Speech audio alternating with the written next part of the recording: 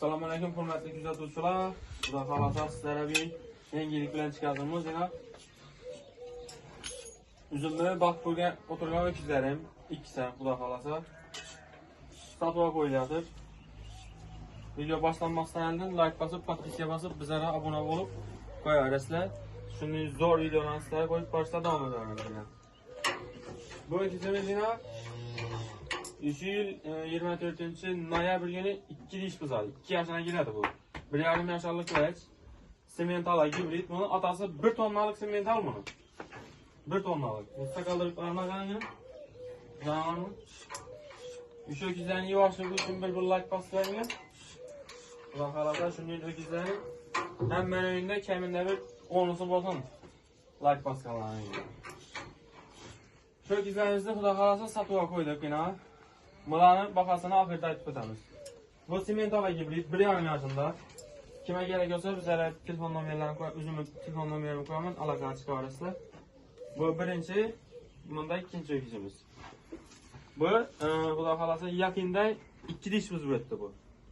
Yakında Ali. Bağım yuvar, öyle bakamanda seyizler. İkisinden bakamanda seyizler, bir 2 ay baksanız da üstünde bir 10 milyon 15 milyon faydalanmazsa. Sen yana işi adam mı?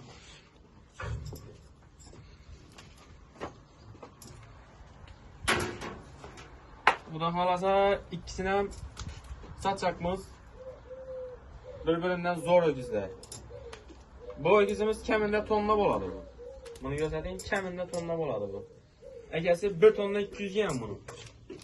Ekesi, hele bu 1,5 yaşında bu 600 kilodan ziyad geledi bu mal hazır. 1,5 yaşında. Xalasanızda kiloga ölçep gelişemiz, xalasanızda ayakına gelişemiz. Ekranda telefon numarayı koyamız, alakalı çıkarırsınlar. Bunun aytılış bakası 45 milyon so'm aytamiz. Bunun biteri 37 bo'lsa bitadi bu. Xudo xolasa ekranda telefon numarayı koyamız, alakalı çıkarırsınlar. Manzil, Qo'shko'pir, Nezag'asta. İkisinden biri de alamanda seyizler geliştirip beramiz. Yuvaş öküzler, asosiy yuvaş yeb ichishini garantiyali pisandliga beramiz. Shunga kerak bo'lsa. Shu. Akalarni ko'rsatib bering bizdan. Yuvaş mallar. Adlarim yelka açıp yetib qoldi. Bandan o'tganini bandan ko'rsatasiz.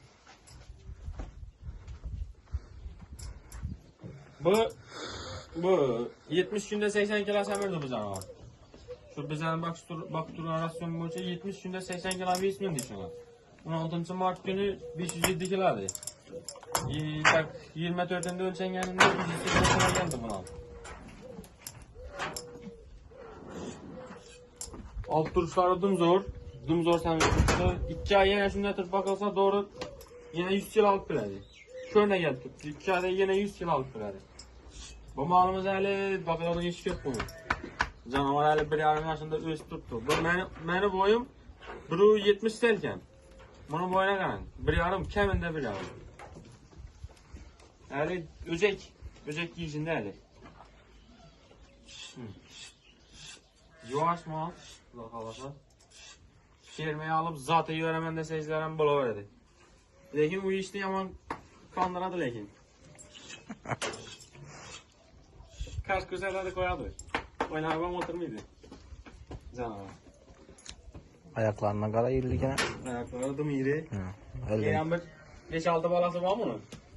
Keminde. Xudo xolasa öküzler zor. Yeb içine garantiyali yeb turgan yemlerini ham ko'rsating. Azanda tashlagan yo'rinchamiz yana yo'rinchada yaptım valla. Azanda yo'rincha yedilar. Yeyishda herkesi 3 kilodan keminde 4 kilodan yemiydiler. Bizler rasyon boyunca 7-8 kilo yem ağırlaştırıp koyarız. Uşaq bola geldiler yani 1,5 yaşında canavar. Niye kesene kadar açılganlar? Sip alamaydı da bu uşağı, sip alamaydı. He? Üstünde nakt sisteminde gepleşemiz. Soda boladı, xudo xolasa. Betonlarlık öküzünü bakaman deb niyet etib yurganlar, öküzni zo'rini bakaman deb niyet etib yurganlar aloqa chiqaveringlar. Öküzlarni zo'rlari, xudo xolasa bakaslar, esirtirib. Bom yomon mezbon. Gibrid bir narsa. Mesni emasdim. Sunuydan chiqqan narsa bu. İkisidan birbirinden yavaş canavarlar ya. Sığırlarını yanına bort bilmeydi adamlar. Sığırlarını yani depe süzüp yatadılar, sığırlarını yanına bort bilmeydi deyken. Canavarlar.